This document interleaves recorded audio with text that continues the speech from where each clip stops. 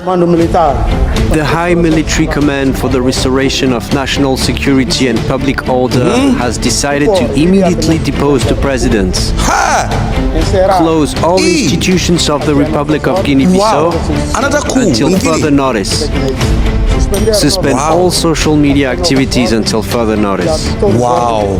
The president, Omaro Siseko, immediately suspend the ongoing electoral process. Wow.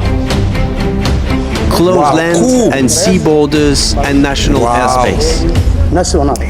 First of the situation in Guinea-Bissau, where the army now says it has taken control of the main road leading to Guinea-Bissau's presidential palace today. This after heavy gunshots were heard in the capital. The capital has been in the state. If you've enjoyed this video so far, please do me a huge favour and hit the like button and subscribe. These videos take quite a long time to make, so if you could help me out, I'll love you forever. Thank you all for your support. Now let's get back to this crazy story. Now, this is the penultimate number and it's number 2. At number 2, I present to you Kweku Afrique. Wow! This guy has a thunderous voice. Like, when he speaks, you wanna listen. I've been able to watch a couple of his videos and I sincerely will tell you that it makes great impression in whatever content he's going to present. Thank you so much, Mr. Kweku. Keep up the good work. Confirmed reports and breaking news coming from Guinea-Bissau has it that the military in Guinea-Bissau have taken over control, meaning there is a coup. There is a coup in Guinea-Bissau, and as we speak now, people are running helter-skelter for their lives in Guinea-Bissau. On Wednesday, November 26, 2025, the military went live on the national television and broadcasted that they've taken control of the country, and now they've closed the sea borders, the land borders, and wherever they share borders with other people. And the president, Omaro Siseko was arrested by the military, but later the president confirmed to news outlets like France 24, Jeune Afrique, and others that he has been deposed, but he's been treated well. Now, the new authority, a new group of officers appeared on state television calling themselves a High Military Command for the Restoration of Order, and these people are led by General Denis Nkaha, who is the head of the Presidential Guard, and the military spokesperson Denis Nchakama. And the High Military Command for the Restoration of National Security and Public Order has decided to immediately depose the president, close all institutions of the Republic of Guinea-Bissau until further notice, suspend all social media activities until further notice, immediately suspend the ongoing electoral process, close land and sea borders and national airspace. These are the people who have taken over Guinea-Bissau and now have closed all borders. Now, the coup was timed to preempt the results of the current election. So, if you've been following African politics in Guinea-Bissau, there is currently an election in Guinea-Bissau, which voting was underway on the 23rd of November, and they've still been counting. However, during the course of the election, both the running presidential candidate and the opposition party have all claimed victories. So, the president, President Omaro Siseko and his opposition rival Fernando Diaz, they had all claimed victory before even the official results was released, and it was already causing chaos. And the Electoral Commission of Guinea-Bissau were to declare the results on 27th of November, which was just today. And that was when the military took over power, and now they've called off the elections and everything what is happening, claimed that they acted to stop a plot to manipulate electoral results. And that is common, right? In almost all African countries, when there is elections, there are instances, or there are allegations that the political party or the one in power is using state resources to manipulate elections results and the elections outcome. It's times without number. It has happened in so many African countries that we hear of, and sometimes people are brutally murdered, accused, some are even unalived, and a whole lot goes on when it happens to elections elections in Africa. It's like World Cup. It's like a do or die affair only in Africa. It happens. So the military junta is saying that they intervene to prevent manipulation of election results, which may be true because there are instances to prove that.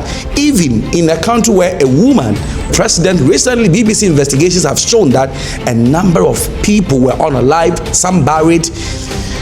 It's so bad, but that is what is happening in Guinea-Bissau right now. So as of 27 November 2025, now this is the government status of Guinea-Bissau. All state institutions have been suspended. There is none in place. Again, all their borders, the country's borders, both land, air, and sea borders, are all closed for now. So what that means is that if you want to visit Guinea-Bissau for any other thing, all their borders are closed. You can't enter or get out of the country.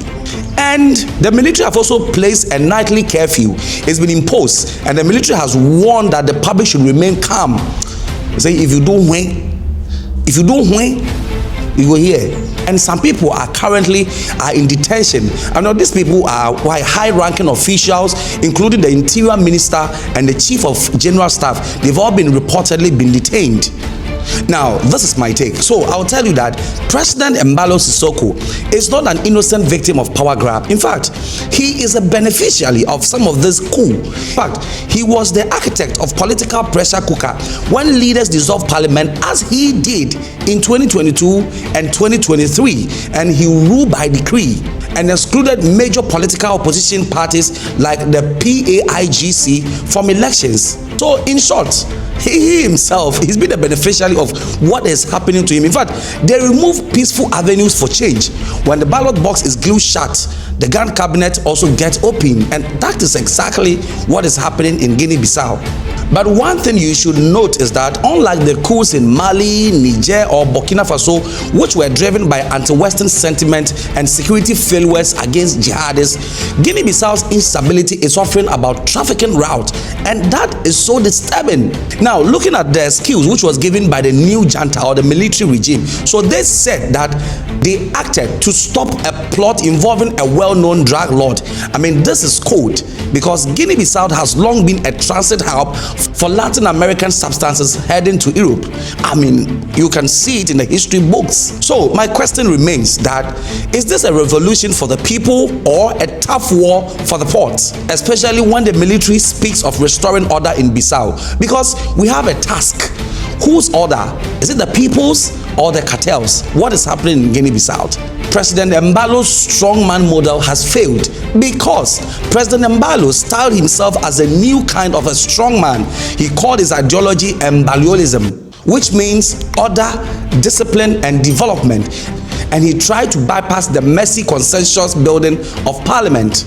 And the reality of what happened with President Embalo was that he alienated the political class and the military simultaneously. He survived 2 previous coup attempts, but his luck ran out of this particular one. He is unlucky. In fact, President Embalo tried to rule like a CEO, firing parliament like they were underperforming employees. But the country is never a company.